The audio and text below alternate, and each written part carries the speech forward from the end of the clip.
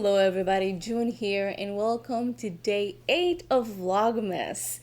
Today I want to talk to you a little bit about being a serial hobbyist. So I've called myself the serial hobbyist girl online as my sort of online persona for I think going on 5 years now. And while I've talked about why I call myself that a little bit here and there, I've never really gone into any depth about why I do that, or really as to what life is like as a serial hobbyist. So the main thing that defines a serial hobbyist as I see it is someone who goes through life trying different hobbies from hobby to hobby in a variety of different arenas and not really sticking with any for the long term. Although in my case that hasn't been the case necessarily. There's at least 3 hobbies that have actually stuck for a long time. But that doesn't preclude me from being a serial hobbyist in the more broader sense. So let me tell you how it all started. It all started when I was a child. I have, very vivid memories of doing like a machine embroidery class when I was probably 5 years old or so. And by machine embroidery, I don't mean in the modern sense that you attach a hoop to a machine and the machine is computerized and does everything. I mean the kind that you had to put your fabric in a wooden hoop in a sewing machine, a treadle sewing machine without a presser foot, and you had to move the hoop around in order to create a design. That didn't last. At the same time, I did a class on sewing, and that was like my first foray into sewing, but I really didn't want anything to do with it. Then I tried macrame. That didn't last long either, and that just continued until I hit puberty. I even did circus school. I don't know if I've mentioned this before, but I was in circus school to be a trapeze artist. Clearly that didn't pan out. Then puberty hit, and I was more into boys than I was into hobbies. And so I stopped for a while, and then I moved from my home country to the United States, and that was a big shock. So I didn't really do anything in the way of hobbies until I was in my very late teens. I think probably like 19 or so. I became interested in historical reenactment, which of course led into historical costuming very briefly. And I hit that hard. I bought a sewing machine, I bought fabric, I read 1,000 tutorials, which at the time were difficult to find, mind you. This was in the 90s when things online weren't as prolific as they are now. So I did that, then I went on to the Navy, and that is when like the true essence of the serial hobbyist just burst out of me. It started with photography, which is the one thing that has really stuck with me for nearly 20 years. And so I started doing photography because I went on deployment with a group of British soldiers of all things, and one of them had a digital camera. At the time, it was when digital cameras were starting to become a thing, and as soon as I got back home, I knew that I had to have a digital camera, so I bought a Kodak DX4900, if I remember correctly, little tiny thing with like a 1-inch screen in the back. It was awful, but it got me hooked on photography. Next thing I knew, I was upgrading to a Minolta Dimage 7i. I think these are like old school cameras. And next thing I knew, within like 3 years, I had a 20D, a Canon 20D, which was a big deal. This was one of the first kind of prosumer Canon DSLRs, and before that I had a Rebel. But anyhow, long story short, I hit photography hard. I bought books on how to be a photographer. I bought books on how to shoot babies with cameras. I thought for sure I wanted to be a photographer, and that is one of the sort of hallmarks of being a serial hobbyist. When you hit a new hobby, you hit it hard. You go in, all in. Don't half-ass things, full-ass everything. And so I will go into the details of why this is a problem later on, but suffice to say that I had hit it hard. And then I did that for a while. Traveling has always been a hobby, so that was something that I could combine with photography, which made things so much more intense.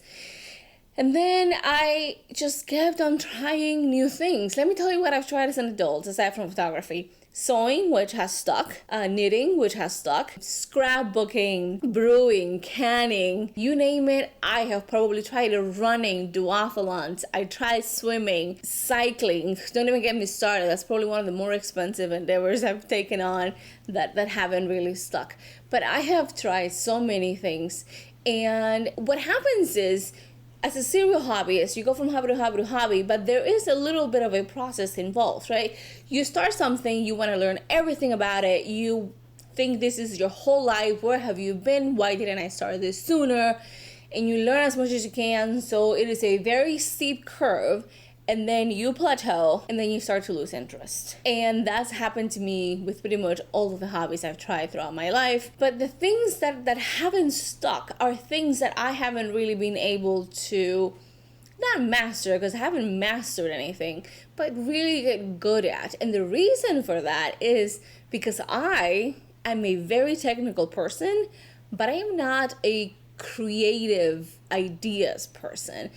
And let me explain how that works. I am very good at technicalities. So think about sewing, for example. I can execute a garment that looks fantastic. I can make things.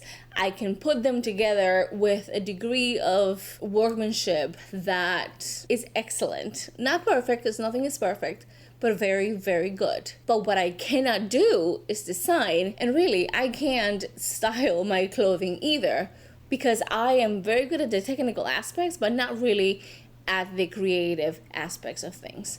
Same thing with photography. If you think about the kind of photography that I have done throughout my life, they are very much things that are lifelike. So I like to do landscapes, I like to do cityscapes. I did weddings for a while, so I got paid for that, so it wasn't really much of a hobby. But things that try to sort of replicate things in life rather than artsy stuff. So I could never do like fine art, abstract sort of photography, or very, very stylized photo shoots, because I just don't have that kind of brain power. My brain doesn't really work that way, which is the same reason why I do well as a historian and I can write history pretty decently for a grad student, but I really can't write fiction. I just don't have the creative juices to come up with fiction. So that is why I think the hobbies that have stuck. Same thing with knitting. Knitting is, like, the actual act of knitting is very technical. All you're doing is putting needles to yarn and putting things together. I cannot design a knit. And while I can alter sewing patterns and I can hack sewing patterns, I really can't do that with knitting. It's to me is a much more sort of constrained thing. So I can make things, but I can't really design things. And so when I hit the limit of what I can do, or the limit of what I can do quickly, I just sort of lose interest and things just go down the wayside, and I start looking for the new thing. And part of the reason that I'm a serial hobbyist, I'm sure, is because I like the act of learning. I like learning about new things, and I like knowing a lot about a lot of things. But the problem with that is that you become sort of a jack of all trades and master of none. I know a little bit of a lot of things, but I don't really know, like, I'm not an expert by any stretch of the imagination on any of these hobbies. And that's one of the downsides. The other downside is that this is very expensive. Hobbies are not cheap, regardless of what hobby it is. If it is photography, it is not cheap. If it is sewing, it's not cheap. If it is knitting, it's not cheap. Whatever it may be, it is not cheap. Scrapbooking, holy moly, it is very expensive. So because I get into something so hard from the beginning, I want to buy all the tools, I want to buy all the supplies, and then you end up with, a garage full of scrapbooking stuff you're never going to use. And that happens across the board. So being a serial hobbyist is very expensive. And I am very lucky, I suppose, that I can do that. But it's definitely one of the downsides. which is why I am trying to sort of teach myself to start things slow. But that is a very, very difficult process for someone like me, for someone whose brain works like mine. But of course, being a serial hobbyist is not all bad. There are good things. For example, I enjoy learning things, which I've already mentioned. And also, I get to know a little bit about a lot of things, which makes me great at parties if I went to parties. But in the end, I enjoy it. And it is something that I don't think I can change. It is just who I am. And whether it's canning, brewing, sewing, knitting, macrame, whatever it may be, it has added something to my life and I wouldn't change it for anything. And from now until I die, I shall call myself the serial hobbyist girl. Thank you so much for watching. I will see you next time. Bye.